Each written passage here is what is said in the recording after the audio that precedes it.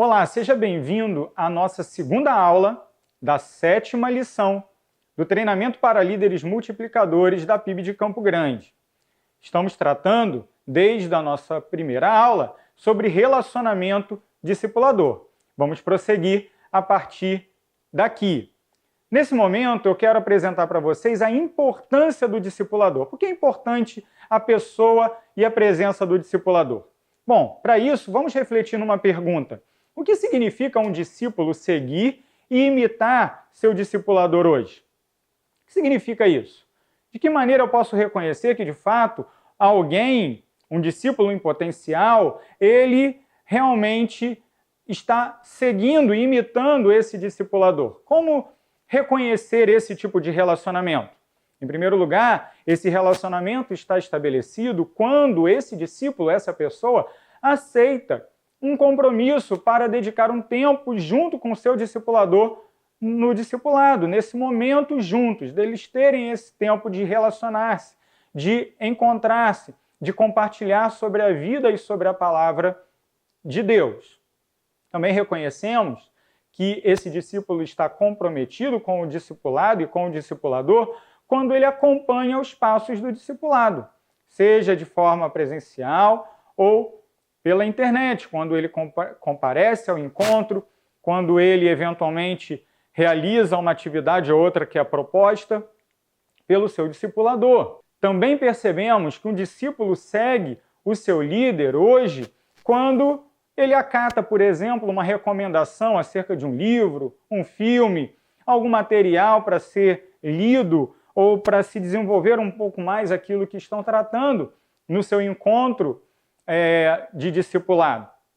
Também, quando o discípulo ele busca conselhos do seu discipulador, quando ele tem alguma dúvida, um questionamento. Isso pode ser uma dúvida acerca do conteúdo da palavra de Deus, de algum ensino ali que foi estudado, ou que o próprio discípulo teve contato em algum lugar, mas também pode ser com relação a questões da própria vida do discípulo. E o discipulador deve estar sempre muito atento a isso. Afinal de contas, é nesse relacionamento onde a edificação e o crescimento vai acontecer. Nós temos também um papel de sermos conselheiros dos nossos discípulos, ou daqueles discípulos de Jesus que estão sob os nossos cuidados. A imitação se dá quando os valores de Cristo na vida do discipulador são retransmitidos e apropriados pelo discípulo. Ah, meus irmãos, aqui temos algo importantíssimo. Você deve prestar muita atenção. Você vive de acordo com os valores de Cristo? Você vive de acordo com o ensino e a orientação da palavra de Deus? A transformação que o Evangelho tem gerado na sua vida está clara para aquele a quem você tem discipulado? Se está, compreenda que a relação de discípulo e discipulador acontece e ela é sólida e válida e profunda quando esses valores que você vive, que você manifesta e que você também transmite pela sua própria vida a outra pessoa, eles são não apenas apropriados pelo discípulo, mas eles são retransmitidos pelo discípulo. O processo só chega ao final, a imitação só é verdadeira e boa e edificante quando os teus valores cristãos, aqueles que você ensinou para os teus discípulos, ele já está multiplicando para outras pessoas, transmitindo também para outras pessoas. Dessa maneira, talvez valha a pena para você fazer uma reflexão sobre como tem sido a expressão dos valores cristãos na tua vida. Você pode, por exemplo, fazer uma lista pessoal, uma lista sua de valores cristãos que são imitáveis, que devem ser imitados pelas outras pessoas.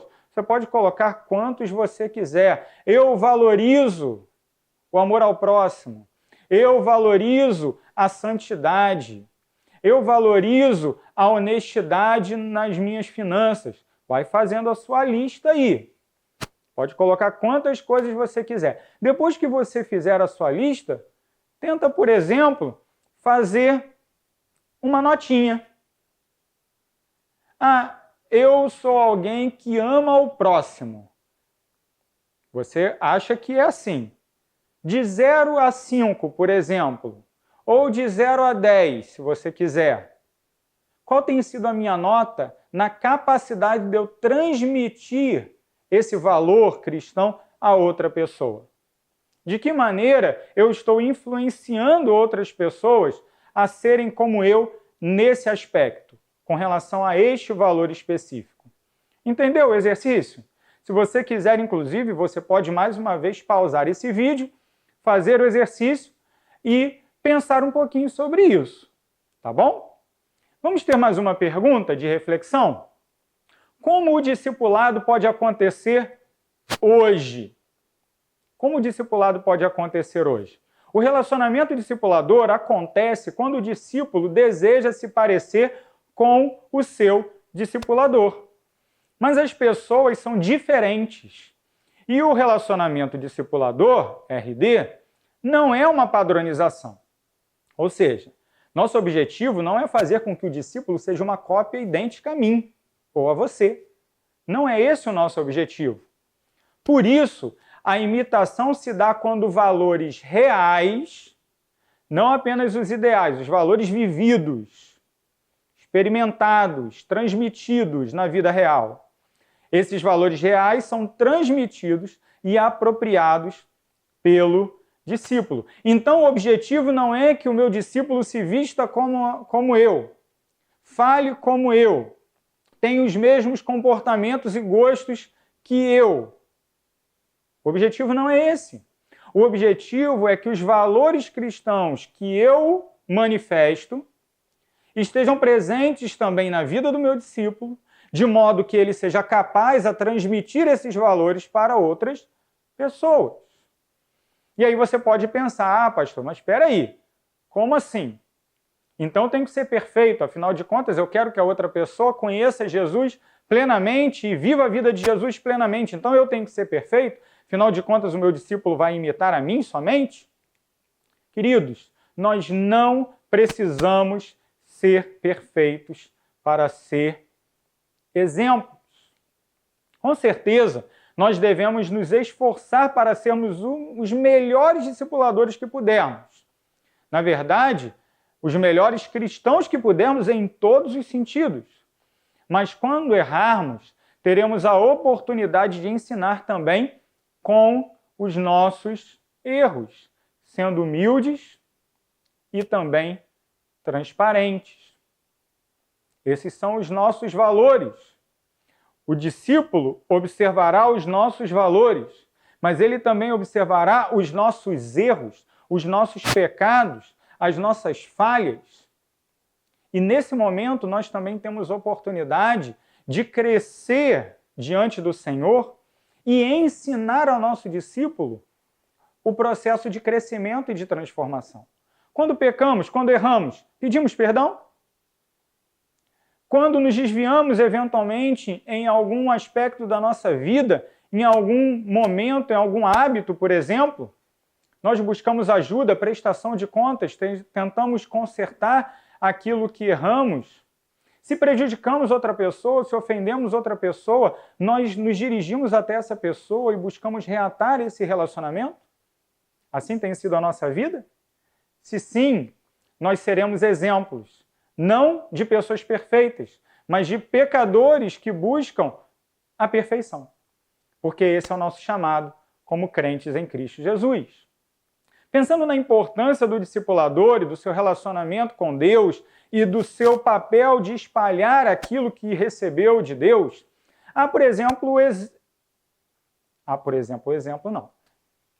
Temos na palavra de Deus o exemplo de Davi. Podemos citar, por exemplo, aquilo que, por exemplo, direto, Lucas. Não. 2 vezes. 3, 4 vezes, não.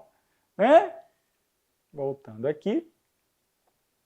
Pensando na importância do discipulador e olhando também para o Antigo Testamento, na história do rei Davi, temos ali exemplos interessantes sobre como deve ser esse papel de exemplo do discipulador e também de seguimento de Deus que o discipulador deve ter. Vemos, por exemplo, no texto de 2 Samuel, capítulo 5, 23 a 25, que o rei Davi recebeu uma orientação de Deus, uma orientação que ele mesmo havia buscado ao Senhor. E Deus, tendo lhe dado uma orientação, ele seguiu exatamente aquilo que Deus havia determinado, e Deus lhe deu a vitória ali diante dos filisteus. Também observamos um trecho muito conhecido e talvez um momento triste, talvez não, com certeza um momento muito triste na vida de Davi, quando ele é confrontado pelo profeta Natã. Isso está registrado no segundo livro de Samuel, no capítulo 12, versos 1 a 15. Nesta passagem, o profeta Natã, ele utiliza uma parábola para confrontar Davi por conta do pecado, ou dos pecados, que ele havia cometido. Quando observamos esse texto, nós vemos então o papel de discipulador que o profeta Natã teve na vida de Davi. Se de um lado vimos agora há pouco que Davi, ele mesmo consultou o Senhor e recebeu do Senhor diretamente orientação, muitas vezes nós também precisamos de outra pessoa para fazer com que nós enxerguemos a nossa verdadeira necessidade espiritual. Natã, na vida de Davi, foi alguém como instrumento de Deus, usado como instrumento de Deus para que a transformação ocorresse na sua vida. Pensando nisso, eu gostaria de fazer uma citação, a citação de Kenny Luck, que disse: não temos o treinamento, a objetividade ou a perspectiva para ver os fatos em relação a nós mesmos, tanto no âmbito espiritual como no relacional. Todos nós temos pontos cegos que apenas alguém do lado de fora está em condições de destacar. Há pecados, há questões na nossa vida que muitas vezes nós não percebemos, mas que precisam ser corrigidos, que precisam ser tratados. Uma pessoa de fora, uma pessoa em quem confiamos, uma pessoa que nos conhece e que está disposta a andar conosco, pode ser então um instrumento de Deus para apontar aquilo que precisa ser mudado em nós. O discipulador, portanto, tem esse papel. E ele deve ser alguém que está em constante comunhão com Deus e que busca reproduzir na sua própria vida aquilo que tem recebido do Senhor e do conhecimento da sua palavra, não apenas para que ele viva os valores cristãos, mas para que também ele transmita esses valores para outras pessoas, que transmitirão a outras pessoas, e assim prosseguirão nesse processo multiplicador. Caminhando para o final da nossa aula, eu quero destacar princípios que devem ser observados nessa relação discipular. Ali, no seu dia a dia, com o seu discípulo, atente para esses princípios, porque eles são muito importantes no relacionamento discipulador. O primeiro princípio é o princípio da intimidade. O nível de abertura do discípulo é aprofundado à medida que o relacionamento discipulador vai se desenvolvendo. A gente não pode pensar que o nosso discípulo ele vai apresentar todos os seus segredos no primeiro encontro. Nós precisamos e devemos compreender que a intimidade é um processo. Toda confiança é conquistada e isso leva tempo. É fundamental que a gente tenha paciência nesse processo de desenvolvimento da confiança entre discípulo e discipulador. O segundo princípio é o princípio da discrição. Tudo que é compartilhado pelo discípulo precisa ser guardado pelo discipulador. É fundamental que mantenhamos discrição naquilo que é tratado entre nós e o nosso discípulo. Por quê? Porque isso ajudará na construção dessa relação de confiança. Se nós colocarmos ou deixarmos vazar algo que foi tratado em particular entre nós e o nosso discípulo nesses encontros, no desenvolvimento do relacionamento discipulador, nós iremos destruir o processo de confiança, de estabelecimento de uma relação de confiança que buscamos construir entre nós e o nosso discípulo. É fundamental dizer que Se eventualmente algo muito grave, algo muito complicado for tratado nesses encontros de relacionamento discipulador e você não souber como lidar com essa questão grave, difícil, procure orientação ao seu líder de rede, procure orientação de um pastor da igreja. Você não precisa citar nomes, você não precisa expor a pessoa num primeiro momento, mas busque orientação para que você possa tratar essa questão específica. No mais, guarde os segredos do seu discípulo. Terceiro princípio, o princípio da honestidade. Um relacionamento discipulador que é desenvolvido sem transparência não produz o efeito esperado, ou seja, a maturidade. Se você perceber durante a caminhada que o seu discípulo, que aquela pessoa com quem você está lidando, não está sendo honesta nas suas questões, confronte-a com amor, com cuidado, com carinho, mas não deixe de confrontar isso. Afinal de contas, sem honestidade não pode ser produzida a maturidade. Da mesma maneira, eu e você, como líderes e discipuladores, precisamos compreender que o nosso papel é também de sermos honestos com esses discípulos. Nossa tarefa é necessariamente falar a verdade, sempre. Não podemos jamais tentar transparecer que somos algo que de fato não somos, ou de que vivemos de uma maneira que não é a verdadeira maneira pela qual nós vivemos. Devemos ser honestos também com relação à nossa própria vida, com os nossos discípulos.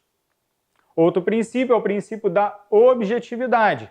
Precisamos identificar as áreas específicas que precisam ser tratadas na vida do discípulo.